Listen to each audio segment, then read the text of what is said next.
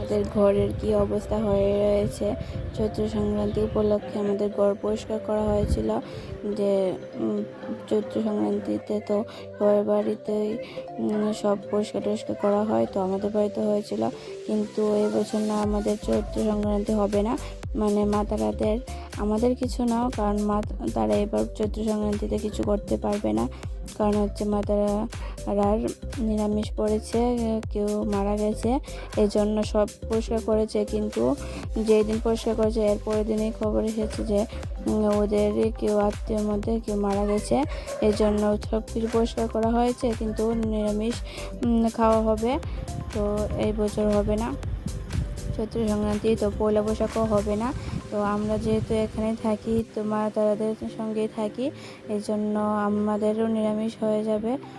তো আমরাও নিরামিষই খাচ্ছি। যে আর আমার তো মাছ মাংস এমনিতেই খাই না, ভালো লাগে না, মাছ মাংস ডিম কিছুই তো খাই না।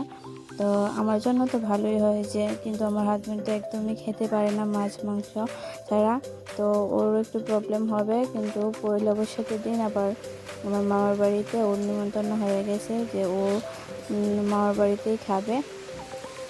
আর দেখো, আমি গিয়েছিলাম আমার ভাইকে আনতে, ও বেঙ্গালোর থেকে এসেছে। আর বৃষ্টি, দেখো কি বৃষ্টি, খুব প্রচণ্ড পরিমাণে ঝড়ো হাওয়া। তো বৃষ্টি এসেছে, ভালোই হয়েছে, কিন্তু আমার ছাতা একদম উড়িয়ে নিয়ে যেতে এরকম অবস্থা। তো বাড়িতে এসে পড়েছি ভাইকে নিয়ে। আর দেখো কীভাবে বরফ পড়ছে, শিলাবৃষ্টি হচ্ছে, তোমাদের একদম জুম করে দেখাচ্ছি। দেখো কতগুলি বরফ পড়ছে। তো এই বৃষ্টির মধ্যে যাদের বাড়িতে একটু ভালো করেনি তাদের খুবই প্রবলেম হবে, কারণ প্রচুর কিন্তু শিলাবৃষ্টি হয়েছে।